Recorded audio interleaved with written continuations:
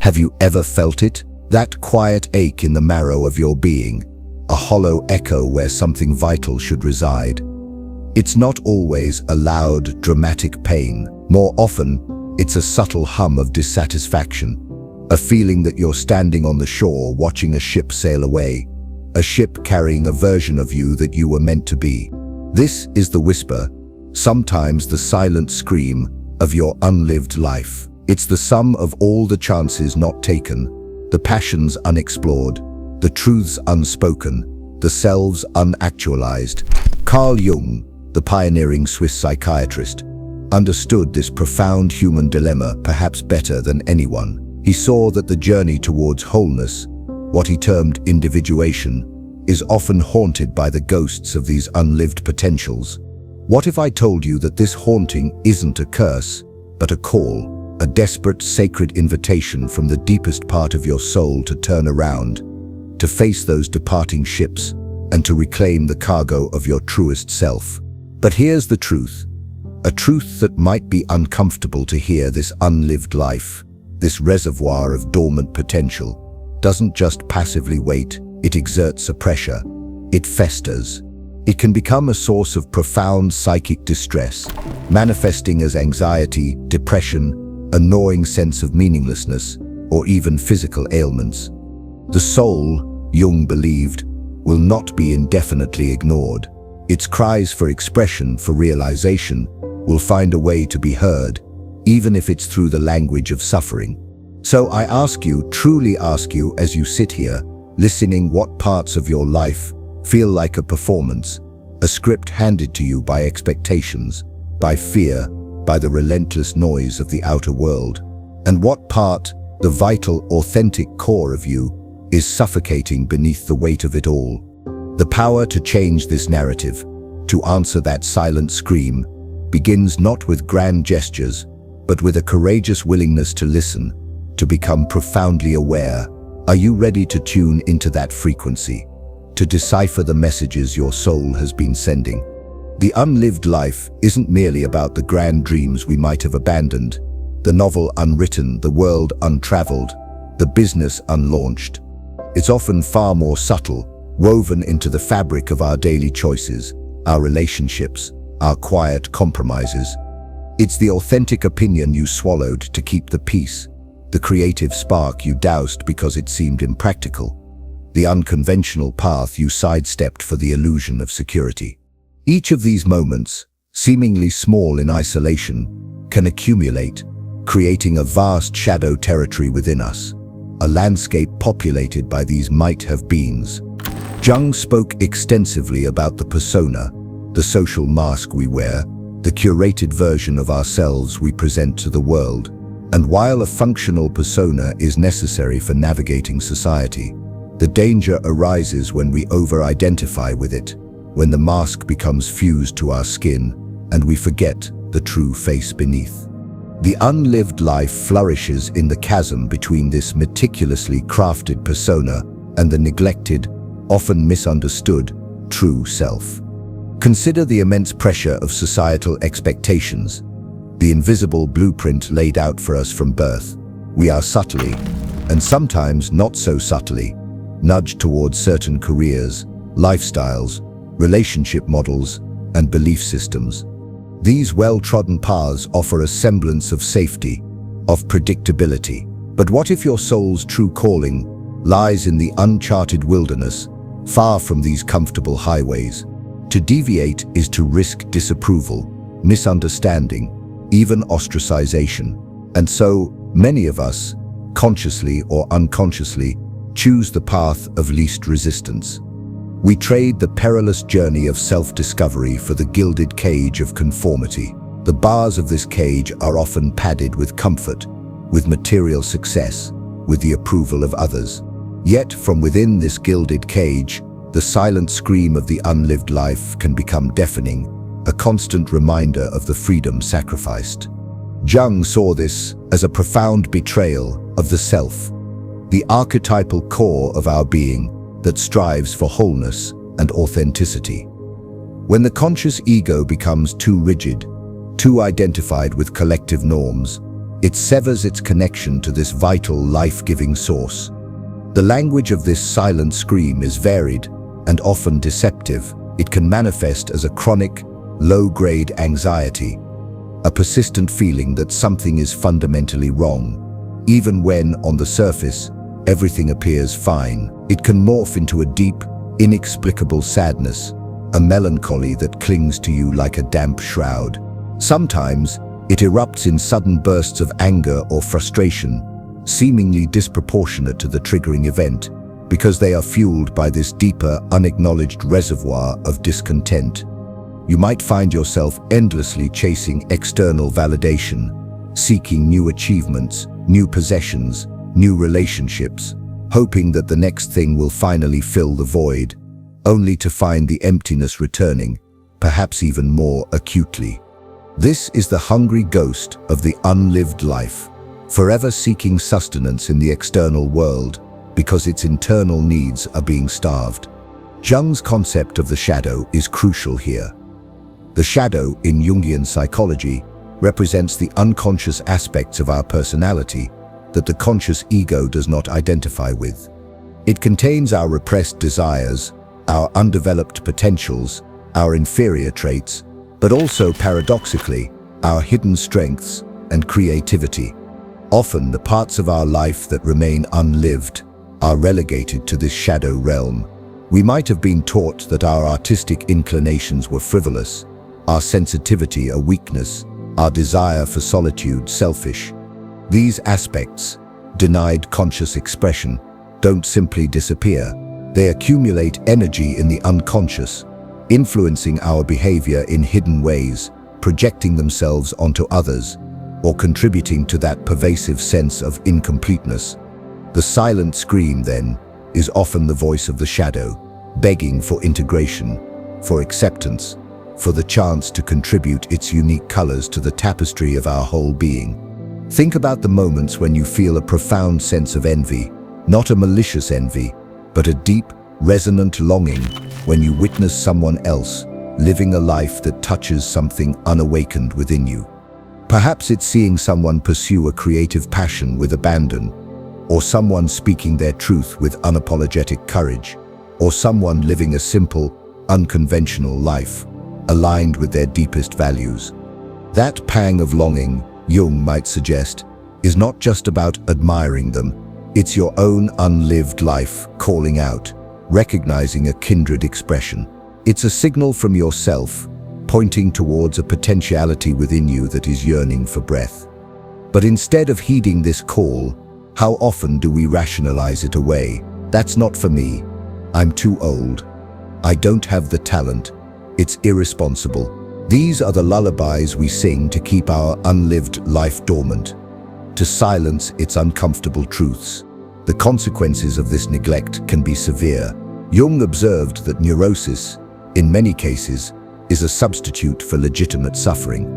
When we avoid the inherent suffering and challenge that comes with pursuing our individuation, with embracing the totality of who we are, including the messy, inconvenient parts, we often develop neurotic symptoms.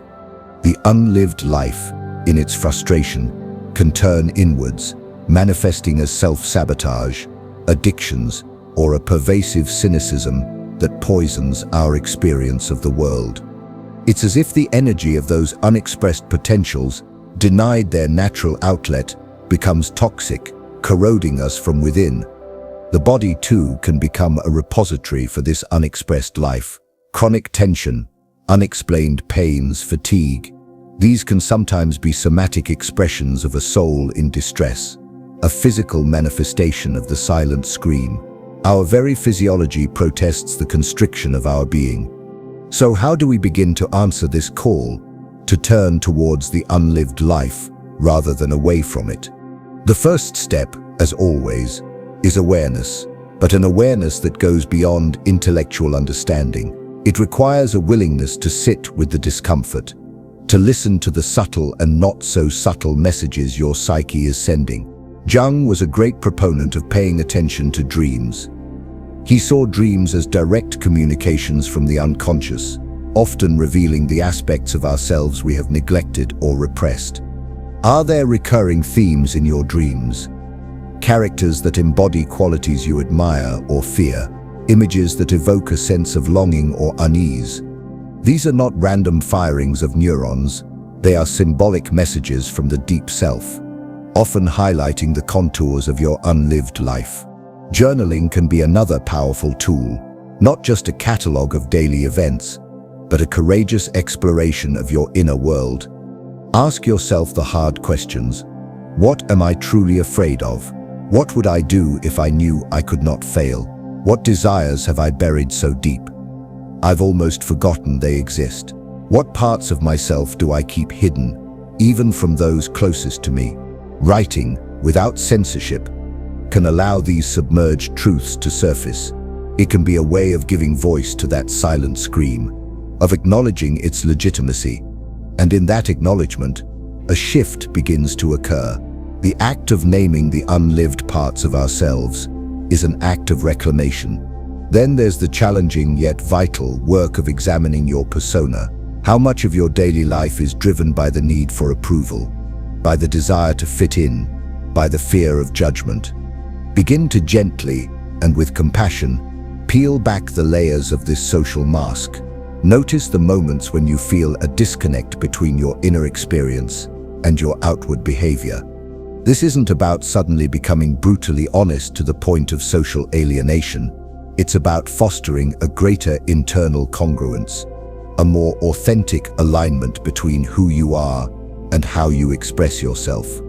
It might start with small acts of courage, expressing a dissenting opinion respectfully, saying no to a commitment that drains your energy, dedicating even 15 minutes a day to an activity that truly nourishes your soul, regardless of its perceived usefulness.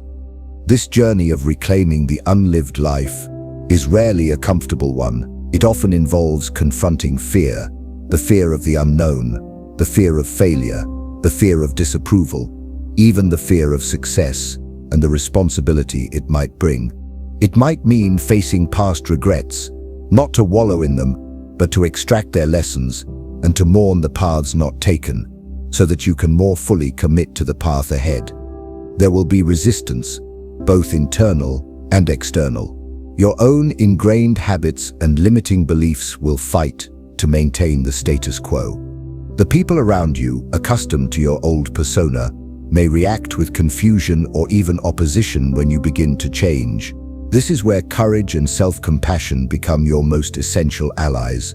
As Jung himself said, there is no coming to consciousness without pain. The concept of vocation or calling is central here. Jung believed that each of us has a unique pattern, an innate potential that seeks to unfold. The unlived life often represents a deviation from this true calling, a surrender to what he called the spirit of the times, the collective, often superficial values of society, at the expense of the spirit of the depths, the timeless archetypal wisdom of the soul. Answering the silent scream is about realigning yourself with this deeper spirit, with the unique mythos that your soul came here to live. This doesn't necessarily mean abandoning your current life wholesale. Sometimes it's about bringing more of your true self into your existing circumstances, about finding ways to express your core values and passions within the framework of your responsibilities. It's about infusing the mundane with the sacred. Consider for a moment the energy you expend maintaining the facade, suppressing your true desires, managing the anxieties that stem from this internal incongruence. What if even a fraction of that energy were redirected towards exploring those neglected parts of yourself? What new possibilities might emerge? The unlived life is not just a source of pain, it is also a reservoir of untapped energy, creativity, and vitality. When we begin to engage with it consciously, we don't just alleviate suffering, we unlock new sources of power and meaning. It's like finding a hidden spring in a parched land. One of the greatest obstacles is the illusion of later. I'll pursue my passion when the kids are grown. I'll take that risk when I have more financial security. I'll explore my spirituality when I have more time. But later is a mirage, forever receding into the horizon. The unlived life doesn't wait patiently. It erodes our present joy, our present vitality.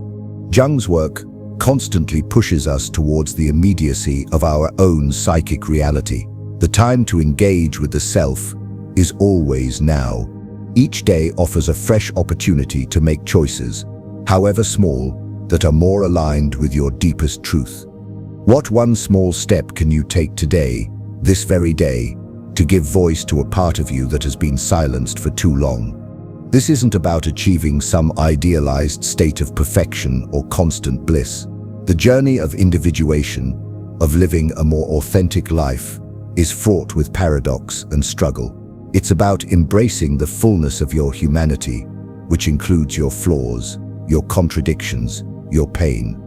The unlived life often contains aspects of ourselves we find difficult or shameful. Integrating these shadow elements is not about condoning negative behavior, but about understanding its roots, withdrawing our projections, and reclaiming the psychic energy bound up in these repressed parts. It's about becoming more whole, not just good. Think also about the legacy you are creating, not just in terms of material achievements, but in terms of the courage and authenticity you model for others. When you dare to answer the call of your unlived life, you give permission to those around you to do the same. You become a beacon, however small, of what is possible when one chooses the path of the soul over the path of mere conformity. The world is desperately in need of individuals who are alive, who are engaged with their deepest truths, who are not just sleepwalking through prescribed roles. Your unlived life isn't just a personal tragedy, its reclamation is a gift to the collective. Many people reach a point, often in midlife, what Jung called the afternoon of life, where the silent scream becomes undeniable. The strategies that worked in the first half of life, accumulating external achievements, adhering to collective values, begin to feel hollow. This is often a critical turning point, an invitation to turn inwards, to confront the unlived life, and to embark on the second journey, the journey towards true selfhood. It can be a period of crisis, but it is also a period of immense opportunity for growth and transformation. The soul is in essence demanding a course correction. So what practical actions can you begin to implement right now to start this dialogue with your unlived life? Beyond dream work and journaling, consider engaging in activities that allow for unselfconscious expression. This could be painting, dancing, playing music, gardening, writing poetry, anything that allows you to bypass the critical, censoring mind and tap into a deeper, more intuitive mode of being. You don't have to be good at it. The purpose is not performance, but process. The purpose is to give a non-verbal voice to those parts of you that have been muted. Seek out solitude. In a world saturated with noise and constant connectivity, solitude is a radical act.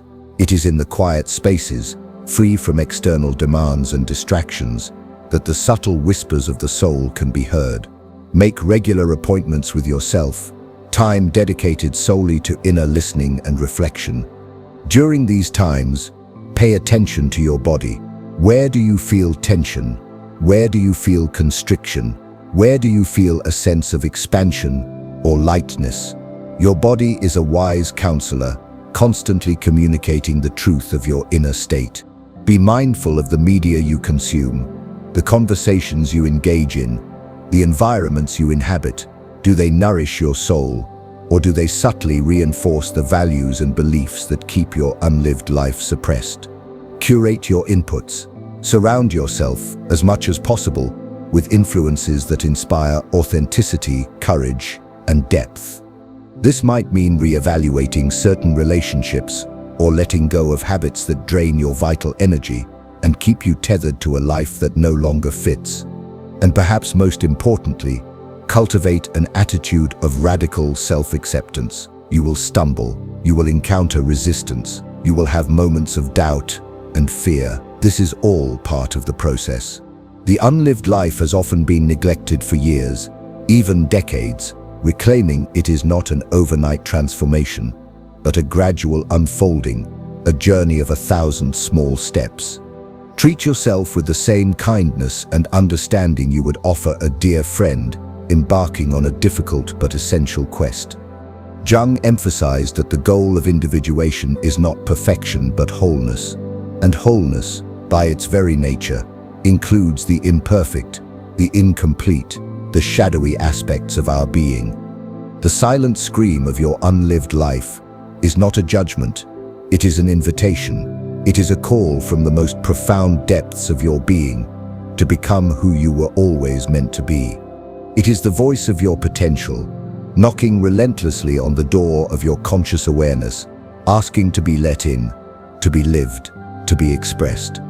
To ignore this call is to condemn yourself to a life of quiet desperation, a muted existence played out in the shallows, while the vast ocean of your true self remains unexplored. But to answer it, with courage and with honesty, is to embark on the greatest adventure of all, the adventure of becoming whole. So I ask you again, as we draw this reflection to a close for now, what is your unlived life trying to tell you? What part of its silent scream is resonating most deeply within you right now? Don't turn away from that sound. Don't dismiss it as mere fantasy or wishful thinking. It is the sound of your own soul calling you home. The journey may be challenging. It may require you to dismantle old structures and confront uncomfortable truths. But the reward, a life lived with authenticity, purpose, and a profound sense of connection to your deepest self, is beyond measure. The choice, as always, rests with you. What will you choose to do with this one precious, unrepeatable life? Will you let its most vital music go unsung? Pause for a moment. Truly pause. Feel into that space within you. What is stirring? What small, almost imperceptible shift are you willing to make today? Not tomorrow, but today, to honor that stirring. Perhaps it's simply acknowledging its existence. Perhaps it's writing down one buried dream. Perhaps it's allowing yourself to feel the grief for what has been left behind, as a prelude to moving forward differently. Your unlived life is not a lost cause. It is a waiting masterpiece. Carl Jung's work provides us with a map, a compass, but the journey itself is uniquely yours. Take that first step, listen to the scream, and let it guide you towards the symphony of your fullest expression. What aspects of your own unlived life feel most urgent right now? What fears hold you back from exploring them? Share your thoughts, your struggles, your insights in the comments below. This is a space for courageous conversation, for collective exploration. And if these reflections have stirred something within you, if you feel that call to delve deeper into the mysteries of your own psyche, then subscribe to this channel. There is so much more to uncover together on this path to becoming who we truly are. The unlived life is waiting. Are you ready to meet it?